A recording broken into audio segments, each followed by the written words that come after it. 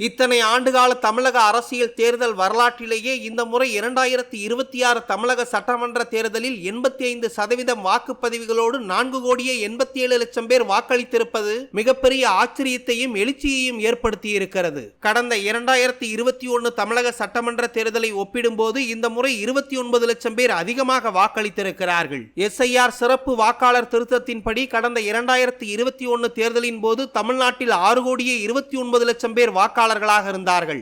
SIRக்கு பின் இந்த 2026இல் 5,73,00,000 பேர் வாக்காளர்களாக இருந்த சூழ்நிலையில் அதில் 4,87,00,000 பேர் வாக்களித்திருக்கிறார்கள். கடந்த தேர்தலை ஒப்பிடும்போது இந்த முறை 12% பேர் அதிகமாக வாக்களித்திருப்பது தமிழக அரசியல் சட்டமன்ற தேர்தல் வரலாற்றில் மிகப்பெரிய மாற்றமாக பார்க்கப்படுகிறது. 80% தாண்டி தமிழக சட்டமன்ற தேர்தலில் வாக்குப்பதிவு நடைபெற்றிருப்பது கடந்த 50 ஆண்டுகளில் நடந்த தேர்தல்களில் இதுவே முதல் முறை என்பதும் குறிப்பிடத்தக்கது.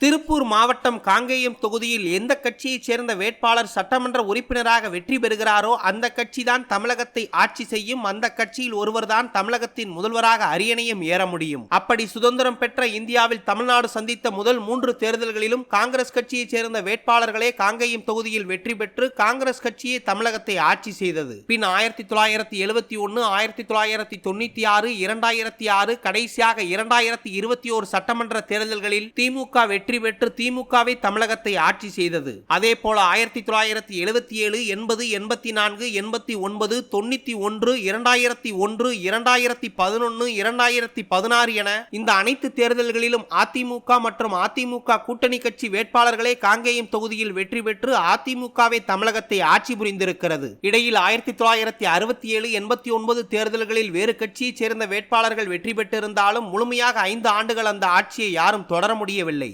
திண்டுக்கல் மாவட்டம் வேடச்சந்தூர் சட்டமன்ற தொகுதியில் எந்த கட்சியைச் சேர்ந்த வேட்பாளர் வெற்றி பெறுகிறாரோ அந்த கட்சி தான் தமிழகத்தை ஆட்சி செய்யும். அந்த கட்சியைச் சேர்ந்தவர்தான் தமிழ்நாட்டின் முதலமைச்சராக அரியணை ஏறுவார். இந்த தகவல் பல பேருக்கு நம்ப முடியாத ஆச்சரியத்தை ஏற்படுத்தலாம். ஆனால் இதுதான் உண்மை. கடந்த 1971 சட்டமன்ற தேர்தல் தொடங்கி கடைசியாக 2021 சட்டமன்ற தேர்தல் வரை வேடச்சந்தூர் தொகுதியில் வெற்றி பெற்ற வேட்பாளர்களின் கட்சியே தமிழகத்தை ஆட்சி செய்திருக்கிறது. கடந்த 1977, 1980, 1984, 1991, 2001, 2011, 2016 என இந்த அனைத்து தேர்தல்களிலும் அதிமுகவை சேர்ந்த வேட்பாளர்களை வெற்றி பெற்று அதிமுக கட்சியை தமிழகத்தை ஆட்சி செய்திருக்கிறது. 1971, 1996, 2006, 2021 என இந்த 4 தேர்தல்களிலும் திமுக மற்றும் அதன் கூட்டணி கட்சி வேட்பாளர்களை வெற்றி பெற்று திமுகவை தமிழகத்தை ஆட்சி செய்திருக்கிறது. நடிகர் விஜயின் தமிழக வெற்றி கழகத்தையும் அதன் தொண்டர்களையும் விஜய் ரசிகர்களையும் விமர்சித்து பேசிய சாட்டை துரைமுருகன் அவர்களின் சமீபத்திய பேச்சு இணையத்தில் பேசுபொருளாகி இருக்கிறது. 2026 தமிழக சட்டமன்ற தேர்தல் முடிவுகள் வெளியாகும் நாளன்று தமிழக வெற்றி கழகத்தைச் சேர்ந்த 234 தொகுதி வேட்பாளர்களும் படுதோல்வியை சந்திப்பார்கள் எனவும், குறிப்பாக திருச்சி கிழக்கு மற்றும் பெரம்பூர் தொகுதியில் போட்டியிடும் விஜய் 2 தொகுதிகளிலும் தோல்வியை சந்திப்பார் எனவும் விமர்சித்திருக்கிறார் சாட்டை துரைமுருகன். அது மட்டுமல்லாமல் முதல்வராகலாம் என கனவு கோட்டை கட்டி வரும் நடிகர் விஜயின்